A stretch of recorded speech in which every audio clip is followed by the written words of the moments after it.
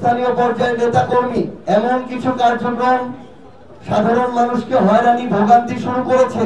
পুরাতন দলের মধ্যে সীমাবদ্ধ থেকে কাউকে বিজয়ী করে আনবে এই সময় শেষ হয়ে এসেছে। জাতীয় নাগরিক পার্টি এনসিপির পক্ষ থেকে সংগ্রামী শুভেচ্ছা। আমরা জাতীয় নাগরিক পার্টি এনসিপির সংগঠন টিমের পক্ষ থেকে বাংলাদেশের প্রত্যেকটি জেলায় আমরা আমাদের আহ্বায়ক কমিটি করার কার্যক্রম চালিয়ে যাচ্ছি। ইতিমধ্যেই উত্তরাঞ্চলের 32টি জেলার মধ্যে 20টি জেলার আহ্বায়ক কমিটি হয়েছে এবং আমরা আশা করছি ডিসেম্বরের মধ্যে বাংলাদেশের প্রত্যেকটি ওয়ার্ড পর্যন্ত এনসিপির আহ্বায়ক কমিটি হবে। আমরা মনে করি আগামী নির্বাচনে শক্তিশালী অবস্থান ধরে রেখে সংসদে জনগণের প্রতিনিধিত্ব করার জন্য এনসিপির সাংগঠনিক ভিত্তিকে শক্তিশালী করা অনেক বেশি গুরুত্বপূর্ণ। সেই লক্ষ্যে আমাদের উত্তরাঞ্চল এবং দক্ষিণাঞ্চলে আমাদের এই কমিটি গঠনের প্রক্রিয়াটি চলছে।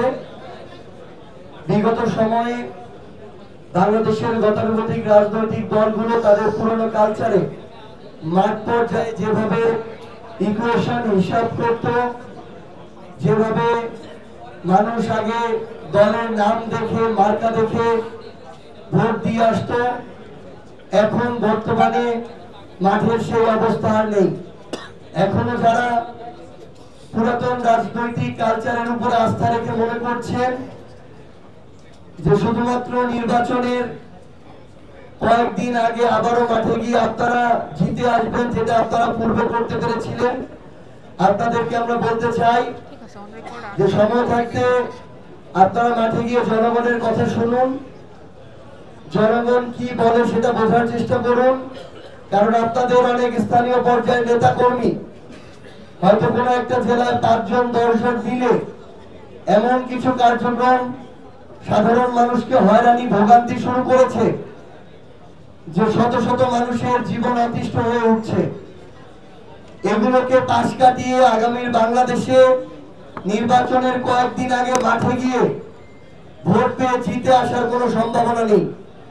আমরা আপনাদেরকে আহ্বান করব, আপনারা মাঠে যান এবং আমরা আমাদের জায়গা থেকে এনসিপির যারা নেতাকর্মী আছেন তারা যেভাবে মাঠে যাচ্ছেন কাজ করছেন, আমরা আশাবাদী যে আগামীতে মাঠ পর্যায়ে বাংলাদেশের মানুষ আর কোন দল কিংবা মার্কার প্রতি অন্ধ থাকবে না। সেই সময় 24-এর অভ্যুত্থানের মধ্য দিয়ে শেষ হয়ে গিয়েছে এবং আমরা প্রত্যাশা করছি যে আগামীতে মানুষ ওই বয়সের মধ্যে সীমাবদ্ধ থেকে, মার্কার মধ্যে সীমাবদ্ধ থেকে, পুরাতন দলের মধ্যে সীমাবদ্ধ থেকে কাউকে বিজয়ী করে আনবে এই সময় শেষ হয়ে এসেছে।